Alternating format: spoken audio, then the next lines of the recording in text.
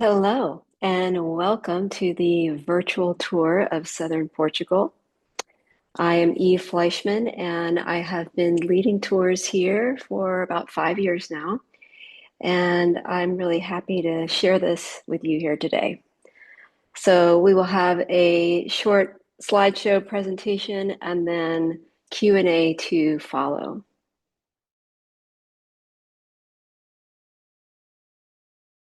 Are we seeing a picture?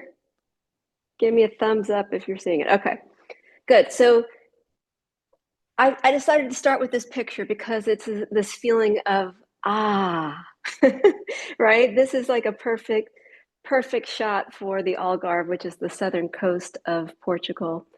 And we've got everything represented here, just the beautiful sunset over the limestone cliffs, the ocean, the private beach, the lovely.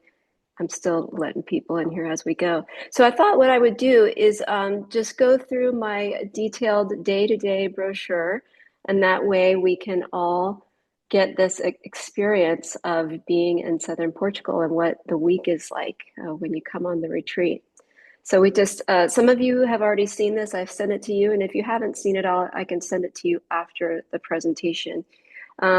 Basically, this has our overview, the dates for 2026, May 23rd through the 30th, and October 10th through the 17th. And I've been offering these tours for 5 years now, and my husband and I own an apartment here. We were on House Hunters International. This is my 20th trip to Portugal. Woohoo!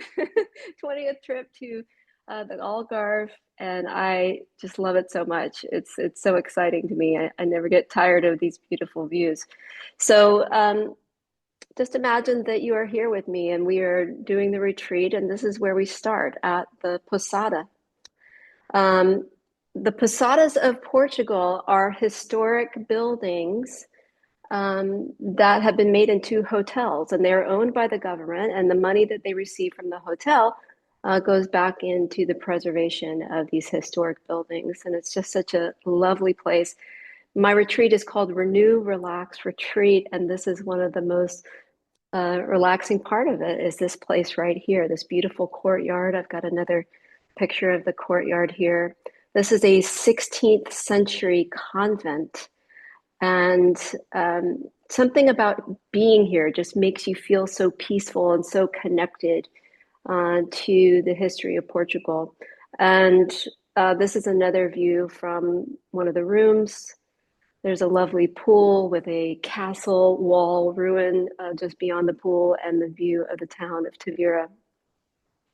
And then this is the chapel room there at the Posada, and this is where we have our morning yoga. And I say right off the bat that everything on this tour is optional, including the yoga. So if you don't feel like getting out of bed early in the morning, you can sleep in. I want you to do whatever feels most relaxing for you. I am not a morning person, but I really appreciate this morning ritual during the retreat because it really helps to ground us, get us in touch with our bodies, especially when we might be feeling jet lag. We're in a new time zone, a new place. And I feel like it's a really nice way to set the mood for the day and celebration of what we're doing. Um, so our first full day after we have our morning yoga is our town tour of Tavira. The Posada is right in the heart of downtown Tavira. It's at the top of the hill. And we make our way, we walk through town. We start at the castle ruins. You see the steps here on the left. And then on the right is a view of the Roman bridge there. And in the right top corner, it says Earth. And I have linked each day of the retreat to the elements. This is also part of yoga philosophy. And the elements are inside of us and they're all around us. And so we just have a little theme going here to bring us closer to our surroundings. And this is a picture from the last retreat. Beth, who is on the call here, she's in this picture. And what a money shot right here. It's just so beautiful. This is in the area of the castle grounds and the ruins. And here's another view from the castle. What's unique to this region, the Algarve region, is these unique shape, this like square shape of the roof on the buildings, and this dates back to Moorish rule. The word Algarve is Moorish as well. And we make our way down to the River Giao, and this is a view of the Roman Bridge and more of the historic buildings down here. And now we've made it over to the other side of the bridge. This is another retreat group, and we are at Bishop Square, and we have dinner here at Bishop Square after our town tour. So then we come to our next day. This is our day for water, and this is our beach day. And there are so many beautiful beaches in the Algarve. I take you to my favorite one because I think it's so unique, and that's where we see these anchors in the sand.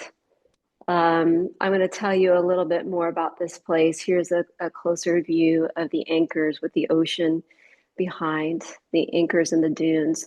So this is located at a former tuna fisherman village that was founded almost 2 centuries ago. And then they would come seasonally to stay at the beach with their families in these little cottages.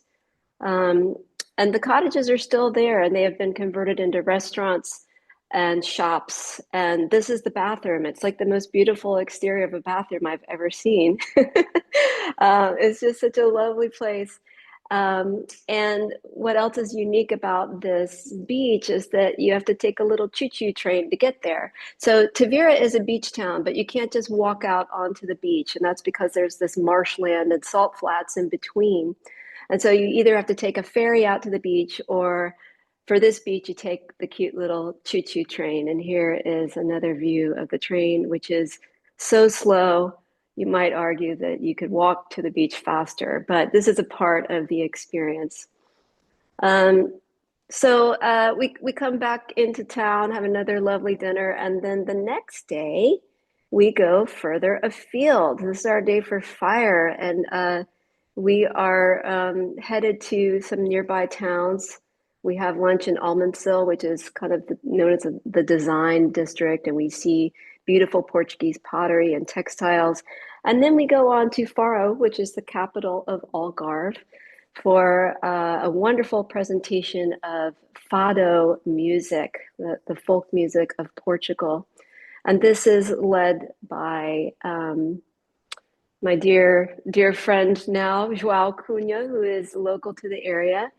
Not only is he playing beautiful Portuguese music on his Portuguese guitar, but he has this great multifaceted video presentation as well, which really again ties us to the land, to the sea, to the area, and the culture and history of Portugal. And then you get to hold a Portuguese guitar at the end of the presentation if you like. There I am with João, and the whole group with big smiles, right? It's such a wonderful experience together. And we come back to Tavira. You never know what you're going to see walking around every corner. There's just these amazing buildings, these old churches, and so many things to see. And another view of downtown at sunset. Um, and another happy smile face. I wanted to show you this one because we have these delicious meals together many times at outdoor cafes. This is one of the best restaurants in Tavira called Pausa, and you can see it says tapas. Um, Most of the meals in this area are served small dishes for sharing, tapas style. Um, I don't have food on my plate here, but you see the wine, and I wanted to point out that wine in Portugal is also absolutely delicious. We don't get a lot of Portuguese wines in the U.S. because it's mostly small vineyards and they don't have enough to be able to export. So if you're a wine lover, this is a wonderful place to come as well. And then the next day is our day for air, and this is our longest travel day. We go all the way west and then we come all the way east. The entire Algarve, the southern coast, from east to west is just under 2 hours of driving. And first, we come to the end of the world. This is all the way west in Sagres. Um, and we are looking out that the cliffs that extend out into the sea. There's a tiny little lighthouse over there, and that is known as End of the World, the place where the early Portuguese explorers left from. And we are seeing this view from another posada. This is the Posada Sagres, and they were wonderful to host us for a few hours in the late morning so that we could tour the grounds and get these amazing views. Um, and this is another thing that I love about this retreat is that I'm really trying to show you places that are not overrun by tourists. It feels like we are having our own private experience here. Another closer view here in Sagres. And oh my gosh, just looking at that beautiful water, and again these kind of bright yellow limestone rocks. And then the next place we go is Carvoeiro. Now it took me a few years to find this place. I was looking for a place to bring retreat participants right there to the edge of the water where the cliffs are that wasn't a treacherous hike because there's plenty of those, but I wanted it to be a place where people of all fitness levels and all comfort levels could come there to the shoreline. And so this boardwalk is mostly flat. If you walked it end to end, it's only about 10 minutes. But there's places where you can get off the boardwalk as well and go explore into the caves if you wish. And so this spot, that sign, Aboneca, means doll's eyes. And it's this tiny little cave, and you walk through that little hole, that little opening single file, and there's only room for about 2 to 3 people in there. And you get into that cave, and oh my goodness. Well, this is one of the doll's eyes. And then here's the other doll's eyes. And this is like the money shot, right? You could sit there on the cave wall and get your picture taken with the ocean behind you. It's just, and you see the boats go by. It is just stunning. Um, Next day, uh, this is our final full day in the Algarve. And as I said, Tavira is on the eastern side. It's pretty far east, but you can go a little bit further east. If you drive about 20 minutes east of here, you're right there at the border with Spain. And we go there for our salt mud bath. If we look at this picture on the left, in the background, it looks like snow. I've seen way too much snow in New York lately, but this is not snow. This is salt. And this is where they dredge the salt as they have done for centuries. You might have heard of Fleur de Sel in France, the award-winning salt. Well, guess what? This is the same thing. This is Flor de Sal, as they say in Portuguese. And it's that flaky, fine finishing salt that you put on the top of your meal, which is just incredible. And they have this spa here at the same place, Spa Salino, these natural grids made out into pools. And here we are floating in the pools, and you are buoyant like balloons. Every time I take people here, everybody is giggling. We're having such a great time. You can see this is a collage made by one of the last retreat participants. And then we get out of the salt pool and we cover ourselves with mud. And your skin feels so amazing after the experience. And here's just another closer up view of the salt pool. And in the background there, that's Spain. We're looking out over in the distance, Spain, and the bridge that goes over to Spain. And then later that day, back in Tavira, we go to the olive factory. And this is a tiny little factory run by a family, 2 sisters and their mother. We have top right corner here, Andrea, who I love so much. She's She's such a hoot. She leads the tour of the factory. And this is such a cute little spot. They have a gift shop with all local stuff. You can get the olives and olive oil and the honey that is made right there, and the salt and all the really yummy stuff. And they do a little tasting after the tour, which you see in the bottom right there. That's our group from the last retreat. Uh, and then we leave there. We go to Monte das Estrellas, and that means Mountain of Stars, Star Mountain. And what an incredible place to have our farewell dinner. We did this for the first time in October, and it was such a delight. This place is owned by Vitor and Maria, who you see here, and they are so lovely. My dear Portuguese friends, they owned my favorite restaurant in Tavira, and then a couple years ago, they sold the restaurant and bought this beautiful space. And it's not only their home, but it is also a B&B. You can stay there. There's this little pathway that leads up to the top of the hill with this very unique circle formation of rocks. And another collage that one of the retreat participants made of the view up there of the beautiful countryside. And here's our retreat group in October there at the top of the hill. And one of the participants took this panoramic shot, which I love because it kind of gives you a sense of what it felt like to be up there walking the grounds at sunset.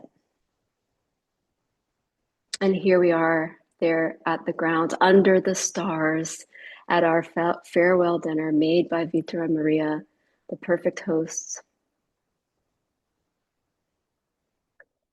And so on the last day, we wake up and we have our final morning yoga class together. We have breakfast, and then it's time to check out of the posada. And for some of us, we say goodbye here. And for others, we go on together to Lisbon. So this last retreat in October, this was the first time I offered the add-on for Lisbon. And I was really happy with it. We go with our private driver and we drive through the area that I call Corks and Storks. Between Algarve and Lisbon, you see all the cork trees that, the cork is made from the bark, right? So they shave the trees on rotation every 7 years. The trees live about 200 years old, and they are redwood trees. So when they shave the bark, they look very red in the trunk. And then you also see, the the stork condo, that's what I want to say, in the electrical towers, these giant stork nests. Oh my goodness, food. There had to be a food picture, right? So we stop along the way in this area known as Setúbal, which is about 30 minutes south of Lisbon. And there's a castle in the Setúbal region and, views of the ocean. And we stop for lunch and have another exquisite meal. This looks like it came out of a food magazine, but it was just one of the participants took a picture of their plate. The food in Portugal is just so fresh and delicious. I can't rave about it enough. And then we get to Lisbon just in time to check into my favorite hotel, which is Der Lisbon House, which is also in a historical building, and they have such lovely touches in the rooms. This is a little kitchenette here, and the view out my window. We are in the heart of the Chiado district, lots of restaurants and shops. And there's Morris the cat. He loves Der Lisbon House too. There he is in the window above the old Portuguese tiles. So we are just getting a taste of Lisbon here, just a very small taste of Lisbon, because this is just a late afternoon into evening.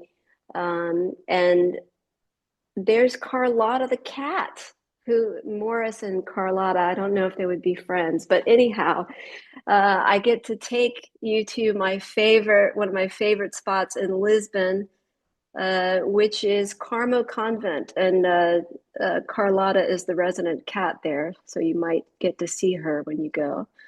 And here's a picture of us taking our reflection there at Carmo Convent. Um, what a striking place this is, a convent that lost its roof in the earthquake of 1755. And here's a broad view of this place. It's so lovely to walk around this area with the open sky. And when you get to the back there, you see that little doorway. It leads into an archaeological museum, which has so many artifacts, not just from Lisbon, but all of Portugal. And you really can learn so much just by being at this one site in Lisbon. And then afterwards, we head to one more delicious dinner. And then that is the end of our tour. But I will say that because we get such a just a brief snapshot of Lisbon, I do encourage people to stay a little longer if you wish, stay an extra day or two if you want to savor more of that big city.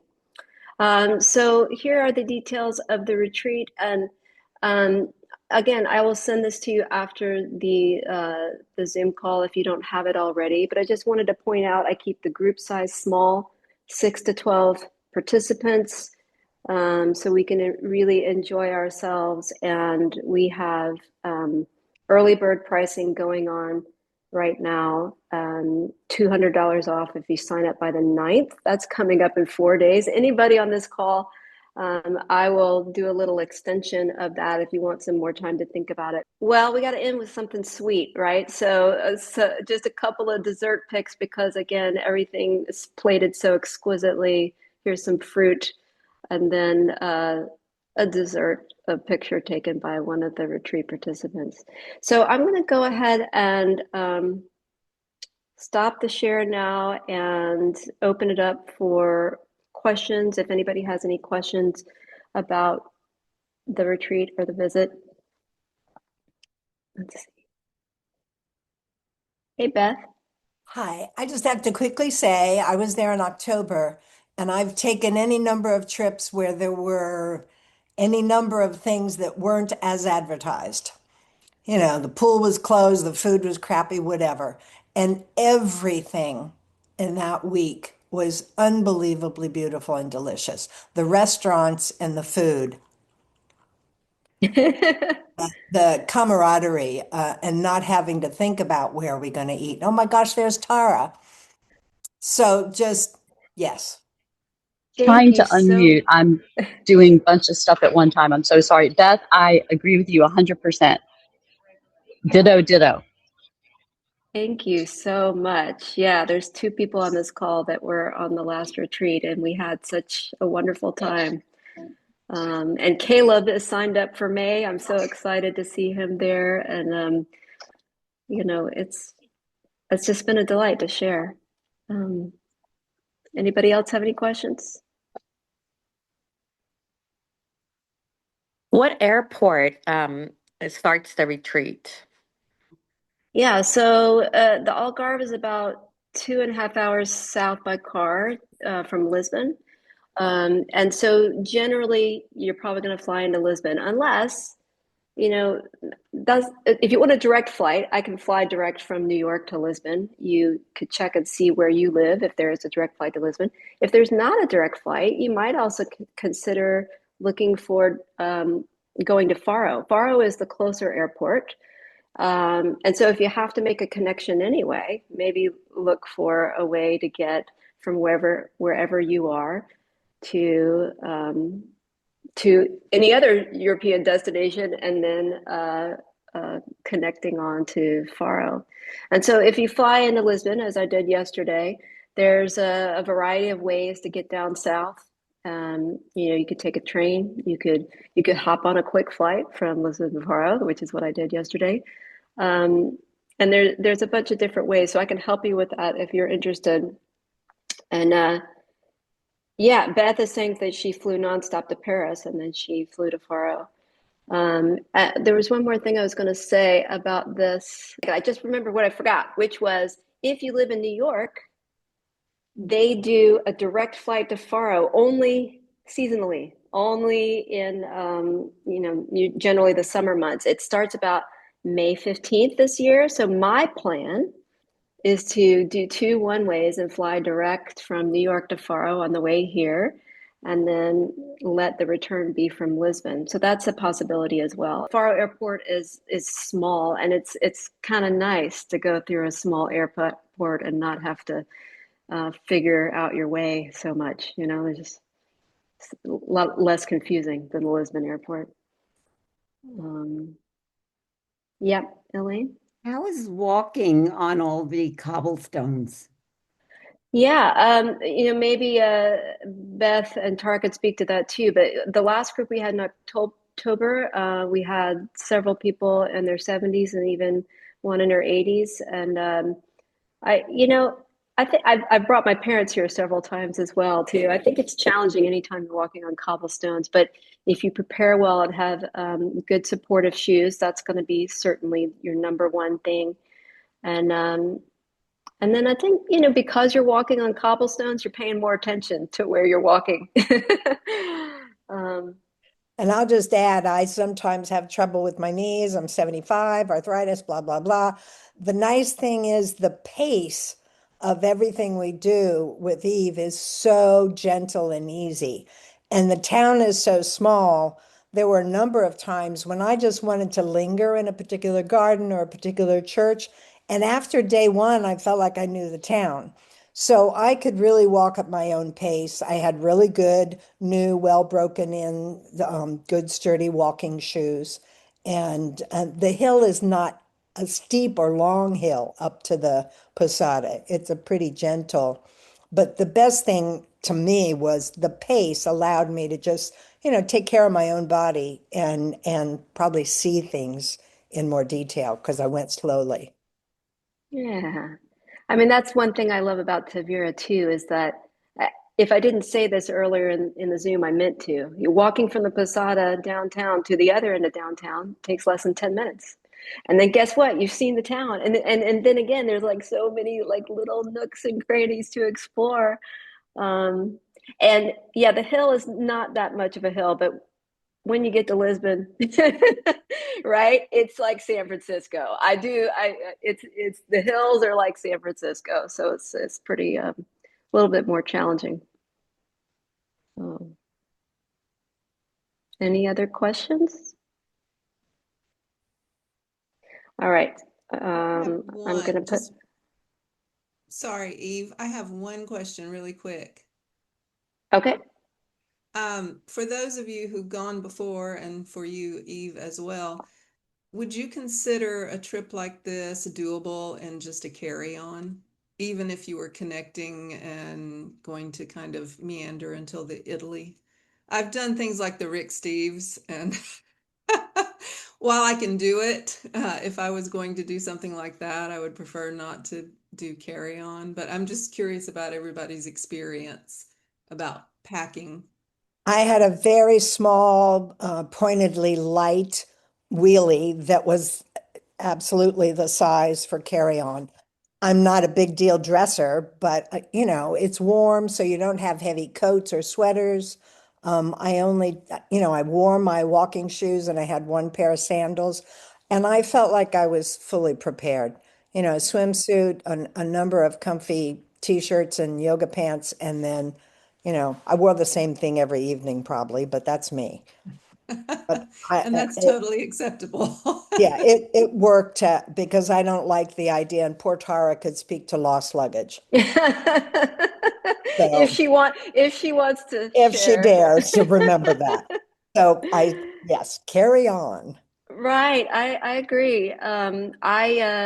I mean, like I said, it's my 20th trip here, and I don't like to carry a lot of luggage. It's just a pain, right? So this time I just had a backpack. Well, I have clothes here. That makes it easier. But when I'm traveling, I have the lightest weight little rolly bag, and a lot easier if you don't check a bag, right? If you check a bag, there's always risk your luggage might get lost, or you just have to wait a long time to get it. And And Okay. other Yeah, I was trips just I've curious. taken with groups, you change hotels every 2 or 3 days. The beauty Right. here is you arrive at the posada, you unpack, you're there. So yeah, it's Yeah. that really worked. That's nicer with the great. carry-on. yeah, Yeah. yeah. Okay, thank you. I was just curious about other And people's oh, experience. sorry, Sue, I want to get to you in a second, but I want to say that the weather is very mild, and especially that's why I pick May and October, because it's the nicest. If you come in the summer, the first retreat I ever did was in July, and I was like, never again. It was over 100 degrees every day, and we were all just melting. It was just like you're seeing the sights, and you're like, okay, done. I can't stay out here. Well, what to expect if you do consider coming in May? It's a little more lush. Right now, I'm looking out at lush green grass, bright green grass, and little yellow flowers everywhere out the back of my building. And they had so much rain again, like they did last spring at this time or last winter. And in the summertime, it's a little more desert-like, like Greece, I guess. How much time do I spend living in Portugal? Well, we try to come at least 3 times a year, and it adds up to about 4 months total in the course of a calendar year. And I kind of love the juxtaposition of New York City and Tavira, right? How much more opposite could you get? But it's nice to land here, and again, immediately I just feel like everything slows down and everything is so relaxing. I like the energy of New York too, but it's a nice balance. In the summer, if I'm here, I'm usually here all of May and all of June, and then we come in the fall and stay for a nice long time, 2.5 months, maybe September, October. I think October is my favorite month. Um, you might notice I have the Golden Gate Bridge behind me, a San Francisco artist, Hillary Williams, and this painting played a prominent role in the end of our House Hunters International. Tourist wise, Tavira is never really hugely touristy, but if there's going to be the maximum amount of tourists, it's going to be in June, July, August. Um, it never gets too crowded, but you can tell a difference during those months. And so I also like October for that reason, because a lot of Portuguese are taking their vacations during that time. But there's not a lot of, American tourists or tourists from all over the world coming here during that time. So a little quieter, I think, both May and October. And the rest of the year is beautiful too. It's just you might experience some more rain at other times a year. The Algarve boasts 300 sunny days a year. So pretty good chance to have a sunny time when you come.